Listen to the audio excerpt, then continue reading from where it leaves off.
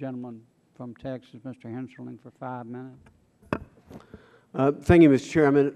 Dr. Poole, in your testimony, not to put words in your mouth, I think you had your greatest angst with respect to the spending trajectory in the future that creates the deficit and the federal debt that we are contending with now. Is that correct?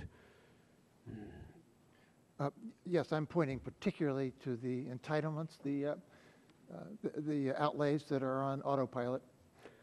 Well, I'm not sure if you're aware of this, but less than an hour ago, you were referencing that the Congressional Budget Office should project, I believe, future tax increases necessary to finance the spending trajectory. The CBO just issued its current baseline this morning. They project a $1.48 trillion deficit for FY11, which will be the single largest deficit in American history following the two previous $1 trillion plus deficits that occurred under this administration. That is roughly 10% of GDP according to the Congressional Budget Office. According to the Congressional Budget Office, debt held by the public is estimated over the 10-year budget window to essentially double from roughly $8.8 trillion in FY211 to $18.2 trillion. I know that is not comforting to either of us. You referenced the President's Fiscal Responsibility Commission. I was one of the House appointees to that commission. You said it would be useful to ask CBO to clarify the issues of projecting the tax rates necessary to finance spending under current policy. I think we both know the answer to that. We had testimony from a number of different academics from GAO, I think including CBO. Frankly, to fund current policy, as you know, is going to require a doubling of the tax burden on future generations, crushing economic growth as we know it. In your testimony, you say, I want to be blunt, current law projections versus current policy projections for future years have become so distorted they're hardly worth looking at. Can you expound on that view, please? Yes, and it's a point that is extremely important. Let me just give two examples that everybody has heard of and understands. For quite some time, we've had the annual so-called doc fix. What the doc fix does is to delay the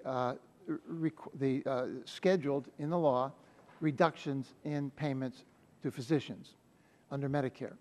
And everybody knows that if those scheduled reductions go into force, then many doctors will simply drop out. My own ophthalmologist told me, he said, I'm 62 years old. If those payments go in, that schedule, I'm just going to retire.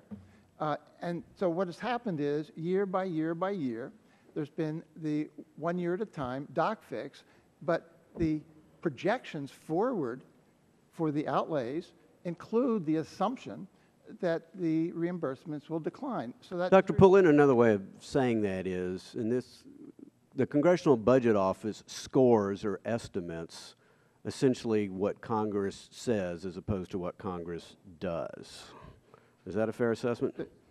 The CBO has done a fine job in distinguishing between estimates based on current law, which would include things like the decline in physician payments. Another good example is I'm sorry, Dr. Bull, I've got a limited amount of time here. I'm going to have to move on. Dr. Taylor, in your testimony, you speak about rules-based monetary policy. I know there was some angst on the other side of the aisle that I share about having members of Congress interfere with the conducting monetary policy, but when we look at the actions the Fed has taken under 13.3, when we look at what's happening to the Fed's balance sheet under QE2, when we look at a Federal Reserve setting interchange fees, when we look at a Federal Reserve setting credit card terms, this isn't exactly your father's Federal Reserve.